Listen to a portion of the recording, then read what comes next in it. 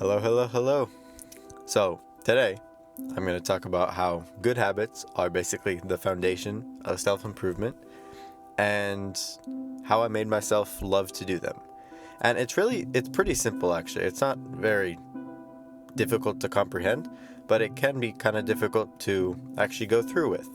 So, if you're ready, let's go. So one of the things you have to understand is that emotions are kind of relative to, what you're doing at the time.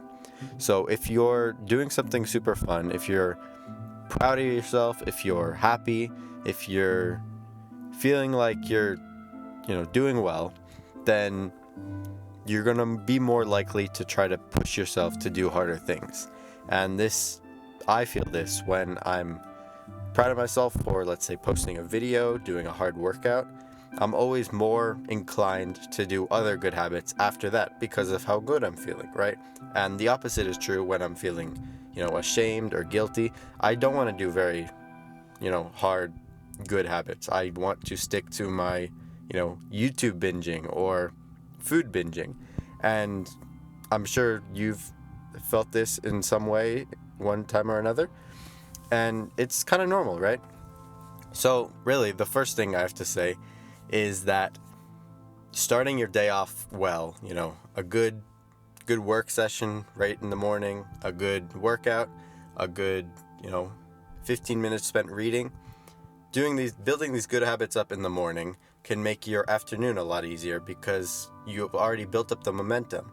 And initially, momentum is hard to build, right? If you imagine rolling a big sphere, on a flat plane, right? Initially, it's going to be hard to move because it's starting from zero. No momentum, no velocity, nothing. But as you build up the acceleration, as you build up the speed, it gets easier and easier. And the same goes for these good habits.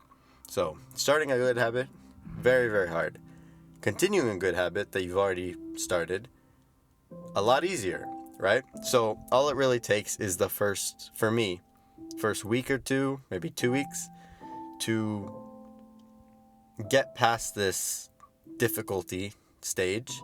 And after that, it gets a lot easier. I heard somewhere that a habit is built after 21 days, and it's a lifestyle after 90 days. And so you can think of it like that, right? You can think of it as like difficult until it's a habit, and then it's easy. And then once it's a lifestyle, you don't even think about it. If you just wanted to start working out for the first 21 days or so, it can be pretty hard, right? It's a change in your routine, and change is hard. Once you hit 21 days, it's like, oh wow, this is kind of easy now because I'm used to it. And after 90 days, you don't even think about it, right? It's just part of it. And I've noticed this with working out. I've noticed this with reading. I've noticed this with doing this YouTube filming, whatever. But for me, where it gets kind of tricky is meditation and journaling. Those are the two I have trouble with, and I'm still working to try to get them more consistent. So I've noticed that I always do super good habits. I feel super motivated. I feel, amazing after I watch people or experience benefits of doing other good habits. So if I just get back from a workout, I'm a lot more motivated to write a YouTube script or record a video like I'm doing now, right? But if I didn't do that, it's a lot harder to start. It's like the consistency thing. It's like getting started with the wheel once again, or the sphere.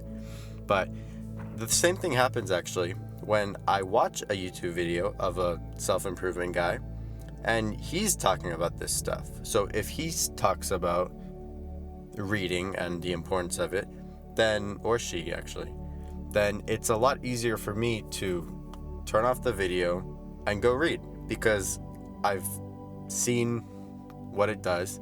I've reminded myself of the benefits, and it's kind of showed me that it can be fun. And I'm not saying like I thought it was boring before. I'm just saying it reminds me of how much I enjoy doing it after I watch a video about it, or I see someone else doing it, right? If I'm at school or if I'm at a coffee shop, I sometimes go, and I see someone reading, it just, reminds me that, oh wow, I could be doing this too. And so I take out my Kindle, right? So I think seeing other people doing something, whether it's in person or online, helps a lot with reinforcing the good habit, maybe when you weren't thinking about it before. And that's been one of my favorite things to do. For example, whenever I don't feel like reading, or actually, whenever I don't feel like working out, I sometimes watch, a video about the benefits, but usually not. I think those are kind of boring because I already know most of them. But if I watch someone actually working out, and it's like, it can be like this vlog format, or it could be, some edited thing. I don't know. I like this guy. I like calisthenics YouTubers, obviously, but I also like gym ones because I do go to the gym. And seeing other people do it motivates me a lot more to do it for myself because, I want to do the same thing as the people I look up to. And I found that's a great way to do the hard thing, do the good habit when I don't want to. Because for me, it's a lot easier to do a good habit when I'm motivated. And I assume that's for you as well. So besides those two, besides exposing yourself to the habit by watching it and also, doing it, how else can you make it easier? For me, it's about, leaving your clothes at the door when you need to go work out early in the morning, or preparing my script and printing it out so that I can record my video as soon as I wake up. And this not only makes it easier, but it also, how do I describe this? The more good habits I do and the less bad habits I do, the easier it is to continue doing good habits, right? And so imagine your dopamine level when you're reading, right? Some book about diet or something. I don't know. It's around here, it's not too high, but it's also not extremely down here either. So it's kind of in a medium range. Now imagine if you compared that to watching a hyper edited YouTube video. Your dopamine would be up here. But compared to that video, the reading is way down here. So you're way less likely to do it. And you don't want to do it at all, right? It'd take a lot of discipline to get off this super fast video to this slower book. And the way I manage to increase my dopamine for the reading is to reduce the amount of dopamine I get from videos like that. And basically that was to reduce the amount of times I watch videos like that, which is now kind of never, because they're kind of boring now. And the less I watched videos like this, the more boring they became to me because I didn't see as much use or point to them, and it just seemed like a waste of time. So now whenever I watch YouTube, it's mostly unedited, guides or like 40-minute plus videos, right? I don't really watch entertainment or like the super edited videos anymore, except for like, I've been trying to learn animation recently, and sometimes they have stuff like that, but I don't really think that counts very much. Maybe I'm just being like excuses, but whatever. So watching videos that are super stimulating obviously will make your dopamine rise, making your good habits seem harder. So the way to make them seem easier is to stop doing this thing and do more of this thing. So then the dopamine goes up and it becomes that thing, right? So if you have the choice between eating the junk food or eating a fruit, it's obviously going to be very hard to pick the fruit. So what you have to do is pick the fruit more times, eat the junk food less times, and then your baseline dopamine for the fruit goes up because you're not comparing it to this super insane sugary whatever, right? So that's worked very well for me. I love, seeing progress in that. Pretty recently, I realized I was addicted to the blueberries, which I'm not complaining. That's not the worst thing in the world.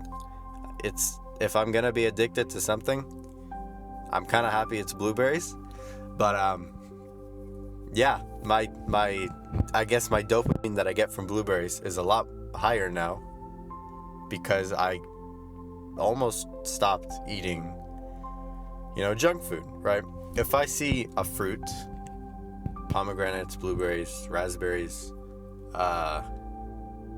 whatever, something else, and I see a junk food, I think I'm probably more likely to pick the fruit now, even like based off dopamine. Like I know one of them is bad, so I definitely would not pick that.